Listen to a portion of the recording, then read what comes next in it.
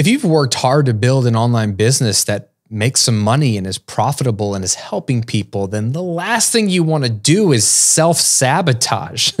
There's so many external forces that could bring your business down that are out of your control and out of my control.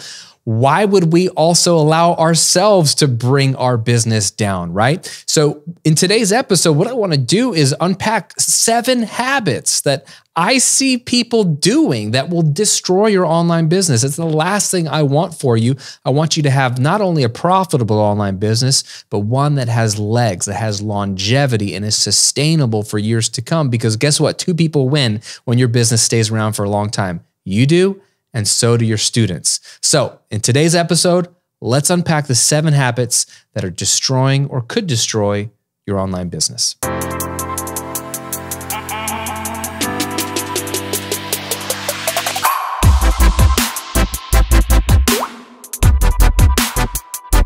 Welcome to episode 161 of The Graham Cochran Show, where I'm here to help you build your online business, work less, and live and give more to the things and people you care about. I'm your host, Graham Cochran. It is an honor to spend time with you today. If you are listening in on your favorite podcast app, thank you for your time. And if you are watching on YouTube, I see you and I appreciate you. You are the super fan because nobody on YouTube watches long videos, but you do. And I appreciate that because there's a bunch of golden nuggets in these episodes, if I may say so myself. So I'm going to bring more golden nuggets for you today. And I'm excited for this one because I know that something is going to resonate with you. There's going to be one insight in this episode that I think is going to be impactful for you, and I can't wait for you to discover it. We're talking about destroying an online business. If you don't have an online business that you can destroy yet because you haven't built one, let me help you build one first before you destroy it. No, so you don't destroy it.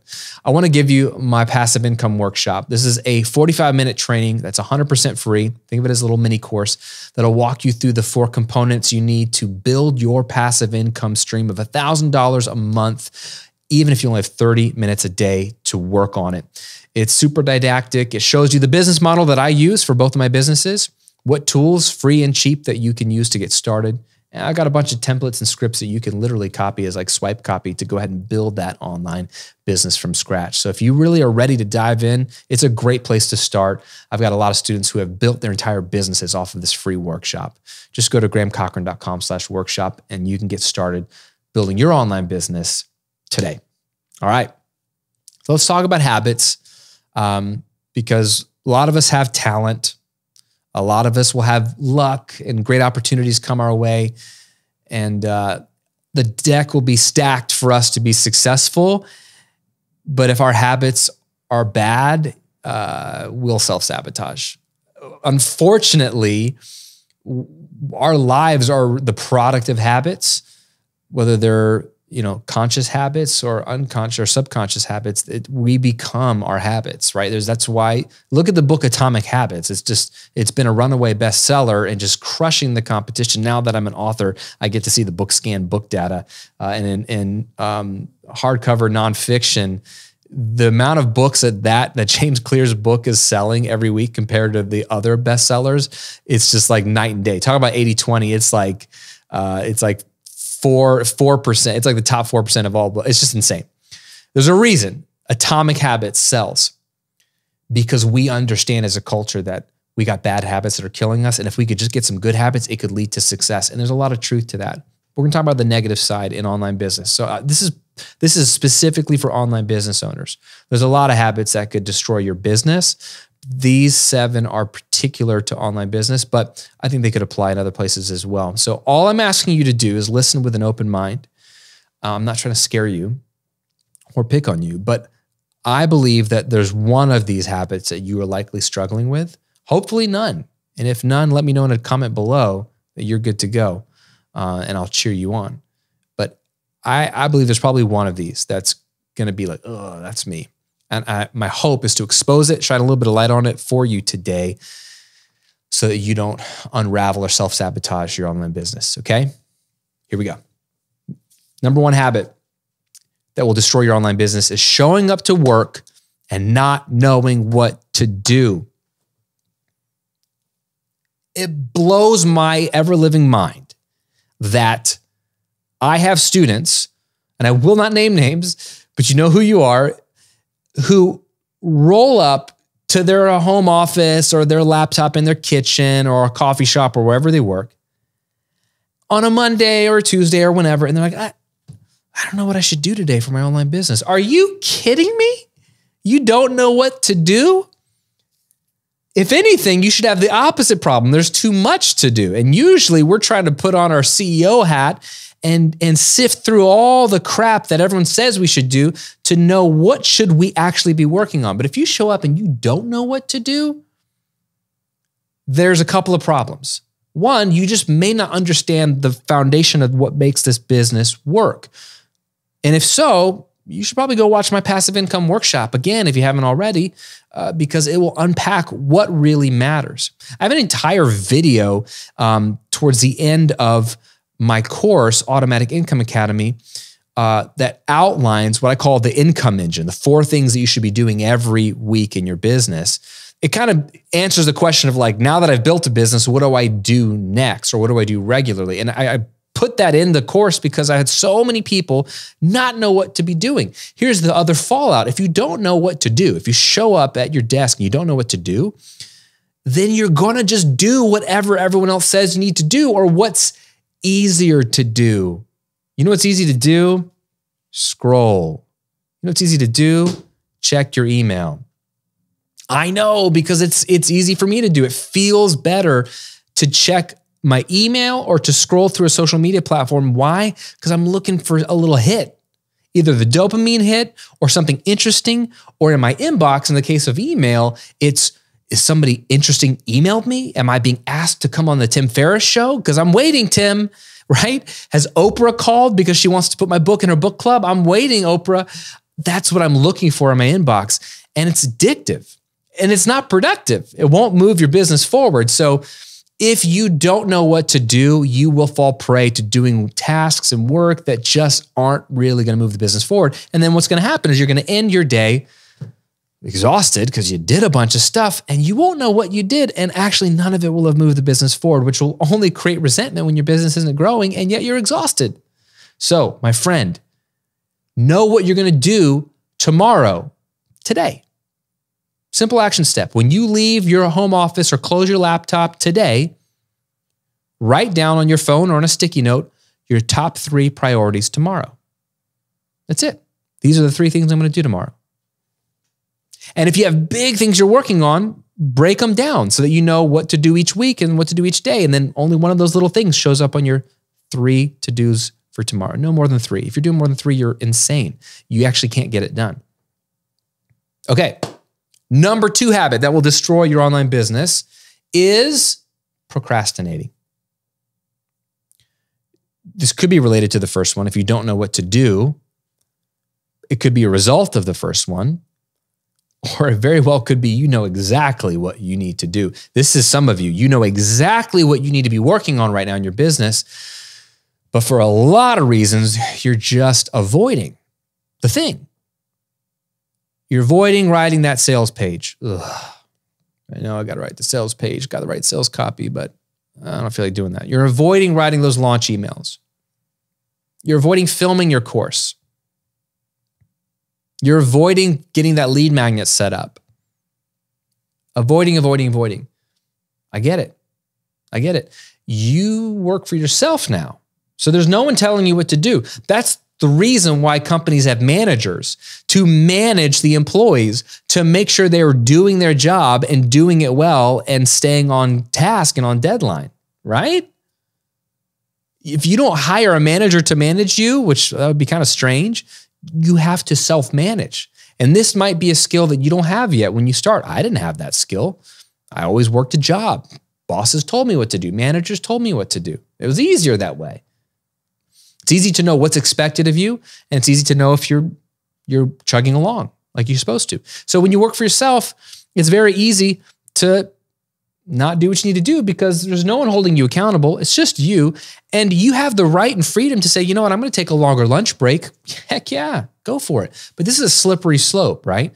If you abuse that freedom, you're only self-sabotaging. You're going to eventually kill the business that gives you the freedom. So you want to enjoy the freedom. to do whatever you want, to come in on the Monday and be like, I am not feeling it, and go home, or close a laptop, or punt on the thing you're going to do for something else because your energy is not there. You have total freedom for that. But if you are habitually just putting off the thing that you know you need to do, and more often than not, we know what we need to do to actually make money, but we avoid it because it seems hard or uncomfortable, and we do the things that make us feel better, checking our email, posting to social media, watching another course, even if it's mine, that won't ultimately make you do the work you need to do. My course is great. It's made people hundreds of thousands of dollars, if not millions, but it really hasn't, because you have to go do something with that information. So ultimately the buck stops with you, then your business is not going to grow. You can't procrastinate. So if you're not self-disciplined, you need to become disciplined. There's no way around it. You can't hack your way to being successful.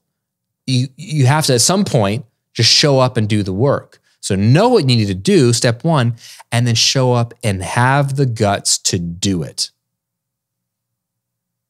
You're welcome. Uncle Graham. Number 3 habit that will destroy your online business is over-obsessing with the numbers. Got a secret to tell you. Looking at the numbers a lot won't change them. It won't. Right? You can keep refreshing your analytics. It's not going to change the numbers. And the numbers don't lie. And don't mishear me. As a CEO of a company, you better know your numbers. You better know your average opt-in per month, your average revenue per month, learn your conversion rate of your courses and your funnel.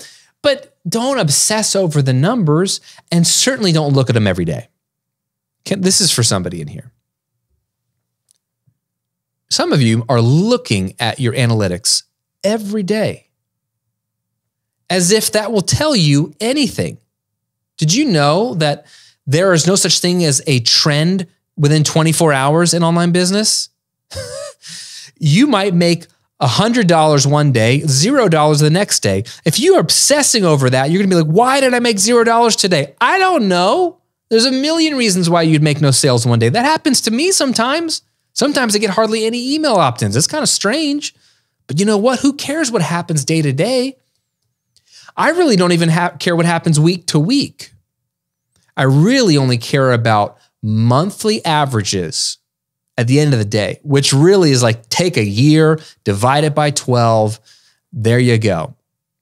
So for some of you, you need to stop looking at your analytics and only check in once a month and see how that month did. You need to know the numbers. If you ran a promotion or did a sale or launched a product, you need to look and see how that did that month and get a gauge of whether it was meeting your expectations or not. If you were on somebody's podcast that has a decent audience and their podcast dropped one month, you probably want to check and see if it led to more opt-ins if you were strategic and offered a call to action for your lead magnet on the podcast. But you don't need to check every day. Even during a launch, some of you are obsessing over your numbers during a launch. For goodness sake, don't look at the numbers every single day in your launch. It doesn't matter. If you're in the middle of launch, you're committed. It's over. You don't need to pivot mid-launch. I never believed in like, oh my gosh, it's not working. Let's throw in a bonus, a secret bonus that I didn't think of because I'm just scared. No. You made the bed, lie in it. Your launch is going to be what it is based off of the audience size, the offer, if it's juicy and what people want, and how well you positioned it, and your sales copy and all that stuff. It is what it is at this point. Learn from it after it's over. Plus, you know how launches go. There's a smile curve. People join on day one, and then in the middle of the week, hardly anybody, and then they all finish joining on the last day. If you've done your job right, the way I teach you to launch. Because of urgency and scarcity, half your sales are going to come in on the last day. So I see too many people inside my private community, my 6-figure coaching community, posting, oh gosh, it's day 3 of my seven-day launch, and I haven't made hardly any sales. I made some on the first day, but none today. I'm freaking out. Stop looking at the numbers every day. It matters not. What matters is the total revenue number at the end of a launch, and you don't know that till it's over. So there's so much else you could be doing with your time to push the business forward than looking at the numbers. Once a month is probably where you need to land, but it's very personal. All right, number 4. Number 4 habit that will destroy your online business is treating your business bank account like an ATM. So we got to talk a little bit about personal finance here. I've got a whole video on managing your finances as a business owner. But this is hard if you've always worked for somebody else and never had your own business, and then you become self-employed. You need to have a business bank account. It should not be your personal checking account. Your Kajabi sales, when people are buying your course, that money should not dump into your personal checking account. For goodness sake, please. Business Finance 101, just get a separate bank account for your business for a lot of reasons I won't go into here. But here's what you need. This separation, this veil of the separation is very important, right? And one of the reasons why is because you need to wear two hats. You're the CEO hat and you're the employee hat. The CEO hat determines what the employee version of you should be paid. You should be paid a salary. You should commit to a salary where it's the same paycheck every month. Okay. And then you should reevaluate employee version of yourself every 6 to 12 months. And that's based off of how well are you performing? No, but really it's based on how well is the business performing. If the business is really in growth mode, after 6 months of steady growth, you could probably afford to pay yourself a higher salary. At minimum, reevaluate once a year. But if you're crushing it and you're in major growth mode, then you can pay yourself a little bit more and evaluate after 6 months. But my point is commit to a monthly salary, and I say stick to it every month of every year. And then that is a set amount of money that you transfer from your business account to your checking account, base level, if you're a sole proprietor.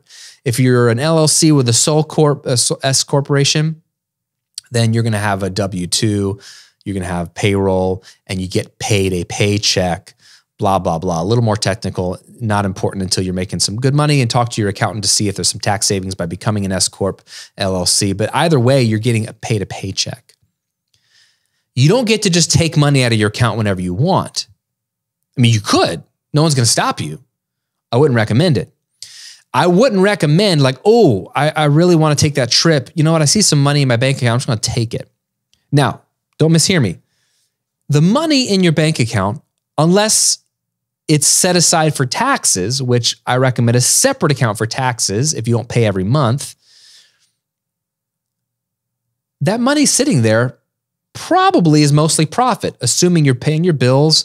If you've paid your bills that month and you've paid your taxes, whatever's left is technically your profit. Now, you should know how much is just, cash flow, like it's in there, but it's going out. Like I try to keep a certain amount of money in my bank account for cash flow purposes. But if your business is growing or you had a big launch or you had a big promotion, you're going to see money accumulate and you're going to know a lot of that's my extra profit. Now, there's 2 things to use profit for, 3 things to use profit for.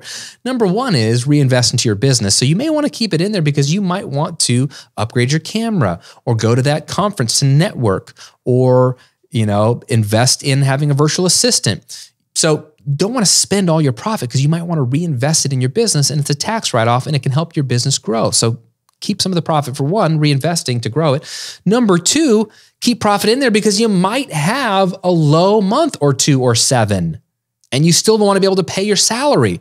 This is how a business is able to employ people and commit to a salary. Yes, we can pay you $80,000 a year guaranteed. How do they know that? They have reserves because the business isn't always making the same amount every month. They have reserves to be able to cover their payroll.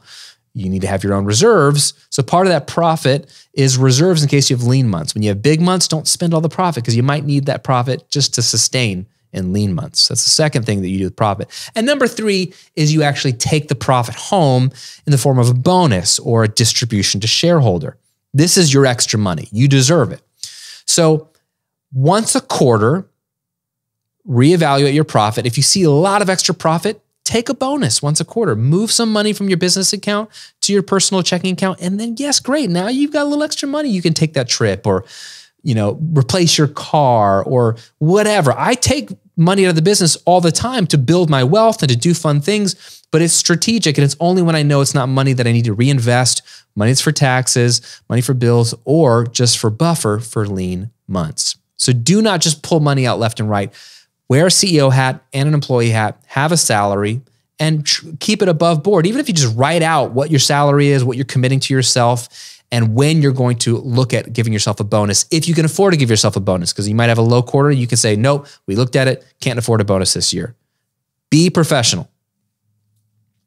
Number 5 bad habit that will destroy your online business. Charging too little. This is a little different because some of you have a mental script or a mental block where you're leaving so much money on the table, money that you're due, that you deserve because your service or your product is that valuable, just because you're afraid, just charging too little. Don't let fear hold you back from getting what you're worth. Also, understand something important here. If you charge too little, you're going to attract the wrong customer, and you're going to have customers that actually would pay you more, but they don't think you're actually that valuable because you're charging so little. Lower prices isn't always more attractive. It's more attractive to cost-conscious or price-conscious customers, which might be a good fit for you. But lower cost is not attractive to value and quality-conscious customers. Luxury customers don't like cheap things because they assume that they're not good. They might be wrong about that, but I'm just letting you know that's what they assume. Sometimes the more you charge, the more quality customers you're going to attract because they're like, it's got to be valuable if he's charging this much. So you're actually doing yourself a disservice by charging too little because you're going to turn off some customers that would be a great fit. But also, you're going to do your business a disservice because you're not going to stay in business long enough if you're leaving money on the table. And here's the great thing. I've done content on this. There's something called price elasticity. Price is flexible. There's no fixed price for your course, for your coaching, for your membership, for any of that stuff. Experiment. It just takes a couple of clicks to try different prices and see what fits. See what do people still convert at the same rate at the higher amount, and how high can you go? Maybe you go too high, maybe you come back down and find a sweet spot. It's all changeable. There's no one fixed price. So some of you need to increase your prices. Otherwise, you will not be in business 2 years from now because you will not make enough to sustain the business and the growth that you need. Number 6, not celebrating your wins, not acknowledging your wins even, just moving on. Launched it, made $10,000. What's next? Do you know how common this is? In fact, the more successful people become, the more common this is because they're so on to the next thing because they're excited, they're entrepreneurial, they can't wait to launch something new. Plus, they're alone. Who are you going to, if you launch a product and you make $5,000 in 1 week, that's more than a lot of people make in a month. You make $5,000 in 1 week. Who are you going to tell? A lot of times it's nobody. Many times it's just a spouse, maybe a close friend. But then if your close friend might get jealous, you might be a little guarded in sharing that. What if you make $5,000 in a launch and you're disappointed because you really thought it should have been $10,000 and you might be right? How are you going to complain about a $5,000 launch, let alone celebrate a $5,000 launch? You want to complain like, oh, it should have been $10,000. Oh, boo-hoo, Graham. Sorry you didn't make your $10,000. You only made $5,000. Who's going to, no one, you can't talk to anybody about that. That's one reason why I have my paid communities. Safe place for people to share wins. Whether it's in my 6-figure coaching community or my mastermind, safe place for people to share wins where they are not judged by how much or how little it is, because we all understand. Celebration is key. So one thing that my wife and I try to do is when we have any kind of launch or any kind of big promotion that does well, at the very least, we go out to a nice dinner. Now, I'll be honest, I'm a little spoiled. I go out to nice dinners all the time because it's one of my love languages is going out to eat. And I like good food. I like good service. I like good ambiance, and I'll pay a lot for it. But I try to like go above and beyond, right? So we're talking like spend minimum $200 on dinner. 200 to 500 will be the range, right? So like I try to do something like that where I'm like, oh, wow, that hurts. And I'll buy an expensive bottle of wine because it's a physical representation of, yes, not only can I afford this because I just had this launch, but B, it's a little lavish so that I remember it, so that I go, oh, yes, this is right. I get dressed up, we'll get my girls to dress up, and we'll celebrate, right? And we'll go out as a family. It's so important because if you don't celebrate and you move on and it's on to Cincinnati, if you're a New England Patriots fan, if it's just on to the next thing, then you're going to become bitter. You're going to become numb to the money, And then you're going to only need more and more and more, because then the high is just making more money. You don't get to benefit from the launches. So a $10,000 launch becomes mundane. You got to do a $20,000 launch. You got to do a $30,000. You got to do a 6-figure launch, blah, blah, blah. Because you're just looking for that high, because you've never satisfied it by reaping the rewards, going out to a nice dinner. But the first launch, I'll tell you a good example. One thing I did when I launched my course, Automatic Income Academy, when I first launched this brand, it was the first product of this new brand. When I had my launch, I think I made $40,000 or $50,000 when I launched it.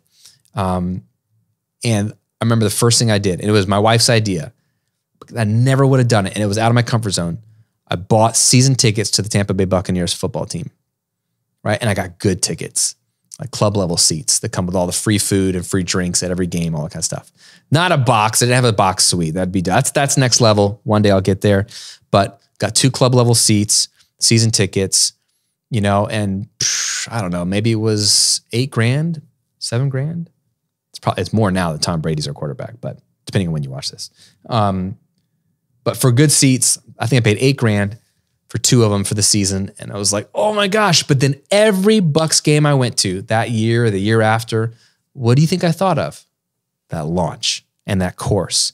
And I felt like this was my reward, which keeps me motivated to go back and do more cool stuff that I get to get rewarded for, right? I want cool stuff. And so I remember stuff like that. So buying season tickets to your favorite sports team, buy tickets to a show, a band you want to go see, a stand-up comic you want to go see, take a trip. A lot of times when we have a big launch, I'm like, that money is going to pay for that trip. I'm launching something this next week of me taping this. And the money I'm going to, from that, it's all like fungible, right? Like the money's already there, it moves around, but I like to mentally attach the money to things. So the money I'm going to make from this launch, I'm going to use to pay for, I'm going to Puerto Rico for 3 weeks this summer. I'm going to pay for that trip. The Airbnbs, the resort, the flights, food, rental car. I'm going to mentally say that launch paid for me to live in Puerto Rico for 3 weeks this summer. And that will help me look back on that launch fondly, and it'll help me be motivated to do more. So if you don't celebrate, it doesn't have to be that big. Again, just go out to dinner minimum, or whatever is meaningful to you, something that's a little outlandish. If you don't do that, you're going to burn out and you're going to become a bitter person. Money's not going to keep you happy. It's those celebrations, it's those wins that make it fun and make it real. So decide what that is. And 7th and final bad habit that will destroy your online business is not having a work schedule and then respecting it enough to stick to it. What I mean by this is that if you are like so many online business owners, which are like, yeah, I can work whenever I want. I can work on vacation, or I don't have to, or I can work at nights, or I can work weekends or not. I take issue with the concept of working on the weekends or on vacation, period. But even if you're just saying I can work whenever I want, true, slippery slope. Define when you want to work. Define how many hours you need to work, or how many hours is fair for you to work and still be able to maintain your other commitments, relationships, and your health and your spiritual health. You are a bad boss if you don't give your employee self a fair schedule, work schedule or work hours, and then hold your employee self accountable to those work hours and no more. What kind of boss would you be if you said you need to work all the time to your employees? Or if you didn't say it, but it was implied, like, here's your work schedule, but if you're working late all the time, I'm going to slow clap you. And I'm not going to say, hey, go home, Frank, you've been here way too long. No, that would be an awful boss. And plenty of bosses do that. This is not a way to sustain a business. Just working all the time or being like, oh, I'll just work until I'm done today. No, will not work. I know that you have the freedom to do that. And yes, you can have exceptions to the rule depending on the day or the week, but make a rule that is normative that then you break out of from time to time if need be. And that rule is, when are you going to work? How long are you going to work? And going back to the very first bad habit, make sure you know what you're going to do when you show up, and then respect yourself enough to only work during those hours. Now, you can change the work schedule. I change mine almost every year. I change mine in the summer when my kids are home from school. This summer, I'm only going to work 1 day a week. on Wednesdays. I did that last summer. It works well for my family because my wife has her business. She works 2 days a week.